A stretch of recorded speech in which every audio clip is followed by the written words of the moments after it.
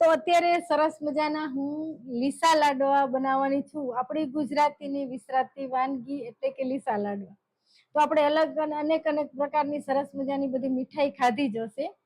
તો પહેલાના જમાનામાં મીઠાઈ ક્યાંય મળતી નહોતી, ત્યારે શું કરતા આપણે આ રીતના લીસા લાડવા, મોહનથાળ, ટોપરા પાક, બરફી ચૂરમું, આ બધી જૂની વાનગી છે ને. સુખડી છે, લાપસી છે, કોઈ મહેમાન આવે તો રવાની લોટનો શીરો બનાવી દેતા.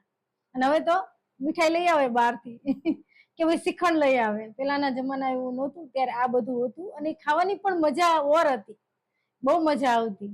હવે આ બધી વસ્તુ ભૂલાઈ ગઈ છે, પણ આ જ વસ્તુ આપણે ઘરે બનાવી અને સહેલી રીતથી આપણે, અને આવું જે બનાવીશ લાડવા એ 15 દિવસ સુધી ખરાબ નહીં થાય એવા સરસ બનાવીશ. તો તમે ચણાનો લોટ પણ લઈ શકો અને જે ઘંટીએ દરાવેલો ચણાનો લોટ કે બેસન કોઈ પણ વસ્તુ લઈ શકો. અત્યારે સરસ મજાના ખાંડના લાડવા એટલે કે લીસા લાડવા બનાવવાની છું. તો સ્ક્રીન ઉપર ડબલ ટેપ કરીને લાઈક કરજો, નવા હોય તો સબસ્ક્રાઇબ જરૂરથી કરી લેજો. તો ચાલો બનાવીએ હવે. તો પેલા છે ને આપણે લોટને ચારી લઈશ.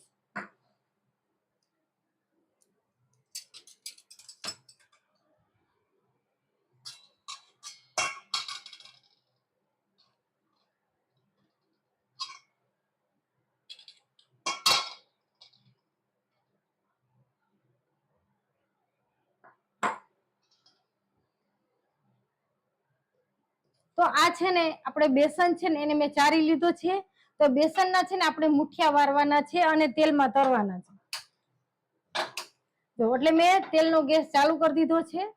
હવે તેલનું મણ કેટલું દેવાનું છે તે પણ હું બતાવું તમને. હું ચમચીથી જ બતાવું. તો આપણે 250 ગ્રામ લોટ લીધો છે. તો આમાં છે ને બહુ અતિશય તેલ નથી દેવાનું આપણે. તો સ્ક્રીન ઉપર ડબલ ટાઈપ કરીને લાઈક કરજો, નવા હોય તો સબસ્ક્રાઇબ જરૂરથી કરી લેજો. દરરોજ રાતે 10 વાગે હું લાઈવ આવું છું અને સરસ એક રેસીપી તમારી જોડે શેર કરું છું. જો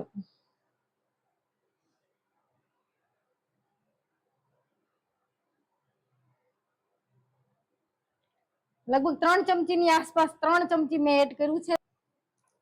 હવે છે ને આપણે પાણી લેવાનું છે. તો પાણી કયું, તમે નોર્મલ પાણી લો. ઘણી વાર તમને એમ થાય કે ચાલો મારે ગરમ પાણી એડ કરીને લોટ બાંધવો, તો તમે ગરમ પાણી પણ લઈ શકો અને તમે આ રીતે ઠંડુ પાણી લેવું હોય તો પણ લઈ શકો. તો ગેસની આંચ હું ધીમી કરી દઉં છું તેલ માટેની, કારણ કે હજી આપણા મુઠિયા નહીં થાય ત્યાં તેલ આપણું આવી જશે. હવે છે ને હું લોટમાં સરસ આ રીતે તેલનું મણ દઈ દઈશ અને પાણી કેટલું ઉમેરીશ, સાવ થોડું થોડું, જો સાવ થોડું, કારણ કે લોટ છે ને આ સ્ટીકી હોય. ચણાનો લોટ તમે થોડુંક પાણી ઉમેરો તો પણ ચિકાસ પકડી લે. એટલે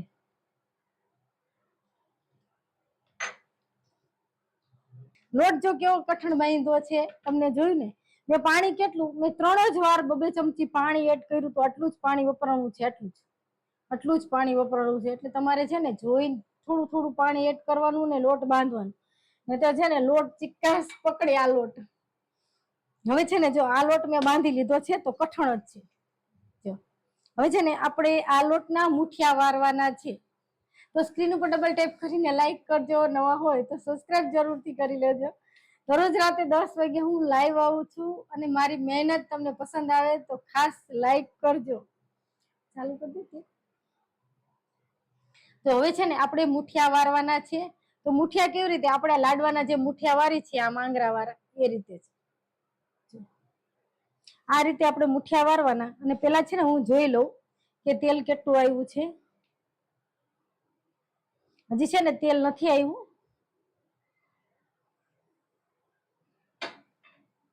તો છે ને મીડિયમ તાપે જ તરવાના છે. અને આને છે ને ટૂંકવાનો પણ નથી હો, એક બધું ભેગું કરી લેવાનું. આ રીતે બધું ભેગું કરી લેવાનું. જોયું હજી છે ને તમે જોઈ શકશો એકદમ દાણા દાણા છે અંદર. જોયું આ બધા લોટ ને છૂટો છૂટો લોટ ને એવું છે. તો આને ટૂંપીને એકદમ સ્મૂથ નથી કરવાનો, આવો જ રાખવાનો છે. તો પણ સરસ થશે. હવે છે ને આ હોય એમાંથી છે ને આવી રીતે નાના નાના મુઠિયા કરી દેવાના. હવે છે ને આ મુઠિયા હું તેલમાં એડ કરું છું. દેખાય છે તેલ, દેખાય છે.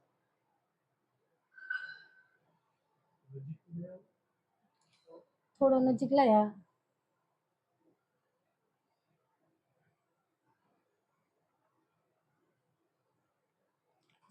તેલને છે ને ગેસ તેલ બહુ આવેલું ન હોવું જોઈએ, મીડિયમ જ ગેસ રાખવાનો છે, ધીમા તાપે સરસ તળવાના છે.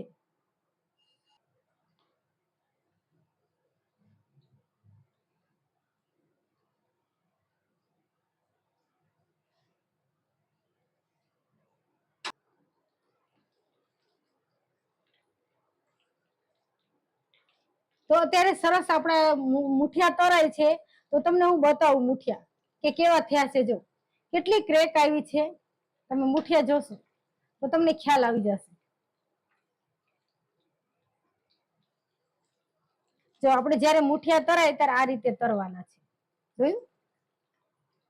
તો આને છે ને હવે બહુ લાલ નથી કરવાના, બહુ લાલ નહીં કરવાના, તો પછી આપણો લાડવો જે પીરો સરસ થાય ને એવો નહીં થાય, લાલ થશે, તમે જોઈ શકશો. પણ આપણે ધીમા તાપે સરસ તૈયાર છે, એટલે જો અંદરથી પણ ક્રિસ્પી થાય અને કુક થઈ જાય, અંદરથી પણ સરસ ચડી જાય છે, તમે જોઈ શકશો લાડુ.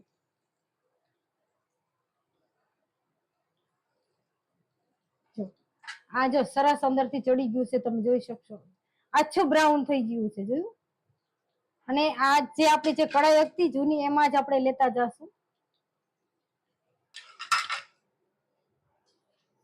તો તમને જોયું ને એકદમ સરસ ફાટી ગયા છે, જો અંદરથી કેટલી બધી ક્રેક આવી છે. જો અંદરથી પણ સરસ ચડી ગયા ને ચણાના લોટની સુગંધ આવવા માંડી છે. અત્યારે જયારે આપણે ચણાના લોટની કાંઈ પણ વસ્તુ થતી હોય તો કેવી સુગંધ આવે, તો અત્યારે તરત જ ચણાનો લોટ શેકાઈ ગયો એટલે ખ્યાલ આવી જાય, સુગંધ સરસ આવવા માંડે છે.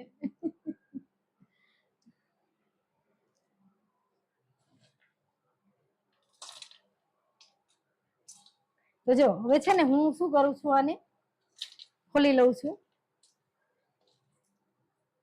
એટલે તરત ઠંડા થવા માંડે. આને છે ને આપણે મિક્સર જારમાં દરવાના છે, એટલે થોડા ઠંડા કરશું. આપણે છે ને બેસન ને તેલમાં તરી નાખ્યો, પછી એને આપણે ગાંઠા હતા બધા જે મુઠિયા હતા એ ભાંગી નાખ્યા છે, અને હવે ભાંગેલા મુઠિયાને આપણે મિક્સર જારમાં લઈ અને દરી લેશું.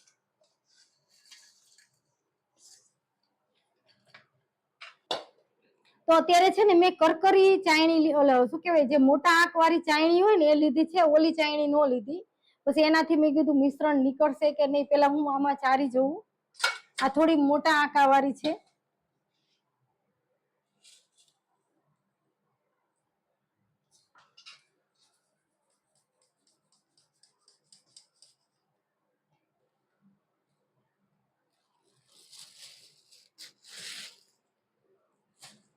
તો હું ડાયરેક્ટ જ કોથળીમાંથી બતાવું છું કે તમને ખ્યાલ આવે કે ખાંડનું માપ કેટલું લેવાનું. આ છે ને 1 બાઉલ છે, આ 2 બાઉલ લોટે 1 બાઉલ ખાંડ છે, આ એક એનું માપ છે ખાસ.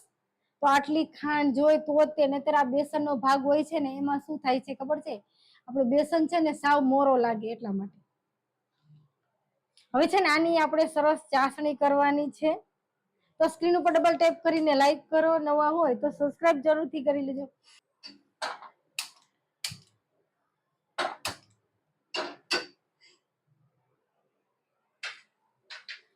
તો આ ખાંડ છે ને હું આમાં એડ કરી દઉં છું અંદર જ કઢાઈમાં. અને પાણી કેટલું લેવાનું છે, તો આપણી ખાંડ ડૂબે એટલું જ. જો આપણે અત્યારે મેં ખાંડમાં પાણી એડ કર્યું તો કેટલી ખાંડ ડૂબે એટલું જ, એટલે મેં જેટલી ખાંડ લીધી હતી એનાથી થોડું ઓછું પાણી, એટલે એટલું જ પાણી લો તો પણ ચાલે, અને થોડું ઓછું લો તો ચાલે, કારણ કે આપણે પાણીને છે ને બારવાનું છે. ચાસણી કેવી કરવાની, એક તારની ચાસણી કરવાની છે આપણે. તો અત્યારે છે ને હું નજીકથી ફોકસ કરાવું છું.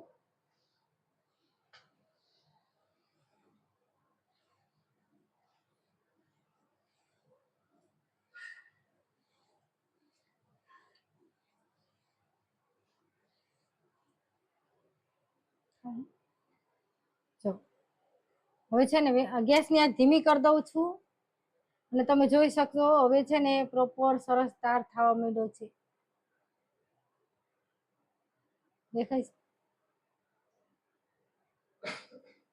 હવે ગેસની આંચ મેં ધીમી કરી દીધી છે, અને આપણે આમ તો ગેસ બંધ જ કરી દઉં છું અત્યારે, અને પેલા છે ને હું લોટ એડ કરી દઉં અને પછી જરૂર પડે તો પાછો ગેસ ચાલુ કરી શકાય આપણે. જો આપણો આ બેસન છે ને હું એડ કરી દઉં છું અંદર. અત્યારે મેં ગેસની આંચ બંધ કરી દીધી છે.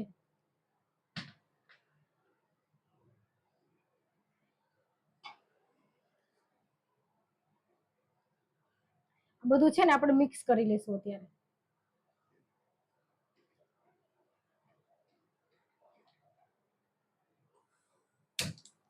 તો ધીમા તાપે અત્યારે પાછો હું ગેસ ચાલુ કરી દઉં છું અને અંદર હું થોડો એલચીનો પાવડર, થોડો જાયફળ, એ બધું સરસ અંદર ટેસ્ટ પ્રમાણે આપણે ઉમેરશું.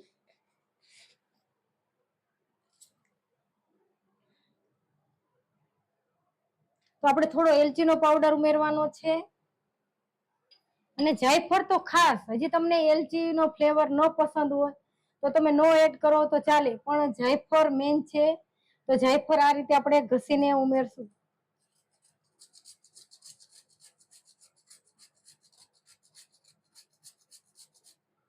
જો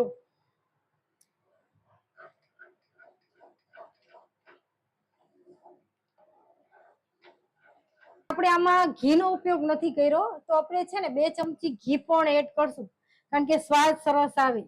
જો થોડું આપણે ઘી પણ એડ કરશું અને ગેસની આંચ હવે બંધ કરી દઈશું આપણે અને નીચે ઉતારી લઈશું.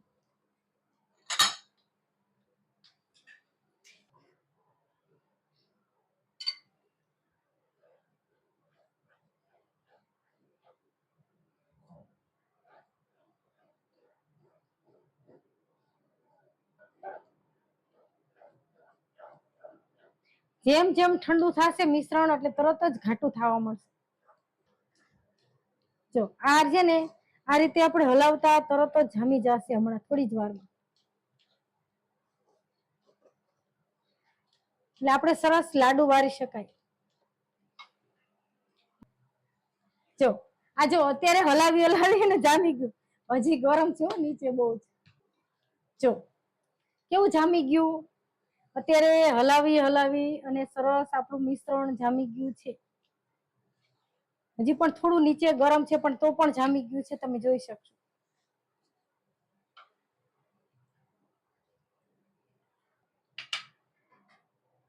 તો હવે છે ને આપણું મિશ્રણ ઠંડુ થઈ ગયું છે, તો હું થોડો ઘી વાળો હાથ કરીશ.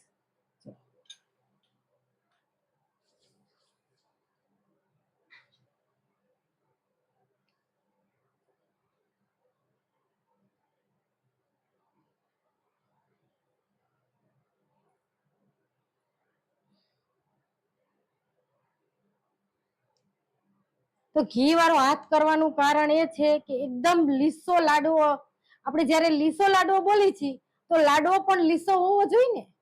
જો આ રીતે. તો આમાં કોઈ ડ્રાય ફ્રૂટ નો ઉપયોગ નથી કરવાનો હોતો, પણ જો તમારે કરવો હોય તો પણ કરી શકાય, પણ આપણે કોઈ પણ ડ્રાય ફ્રૂટ નો ઉપયોગ નહીં કરીએ. જો આ રીતે નાની મોટી સાઈઝના તમારે જેવા પણ લાડવા બનાવવા હોય તેવા બનાવી શકાય. તો લાડવા કેવા લાગ્યા? અત્યારે તમારી જોડે લાઈવ છું અને સરસ મજાનું આપણું મિશ્રણ તૈયાર છે.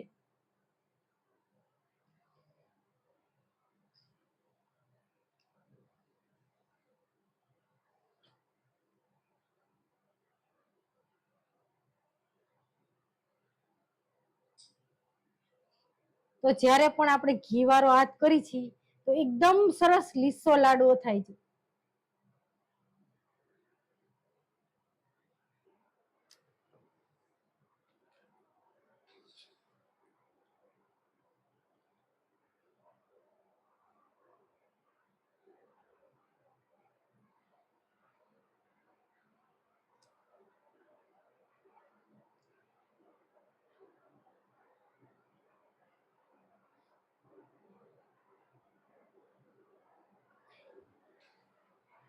લાડુ હરખા ગોઠ કામ જ રાખો. તો તમે જોઈ શકશો આપણે એકદમ ટેસ્ટી સરસ મજાના પોચા રૂ જેવા લીસા લાડવા બનાવ્યા છે. તો તમને બધાને કેવા લાગ્યા મને ખાસ જણાવજો અને મારી ચેનલમાં કોમેન્ટ પણ કરજો કે તમને મારા લીસા લાડુ કેવા લાગ્યા. તો ખાસ મને જણાવજો. તો જો મારા લીસા લાડવાની રેસીપી ગમે તો લાઈક, શેર, સબસ્ક્રાઇબ જરૂરથી કરજો. Thank you.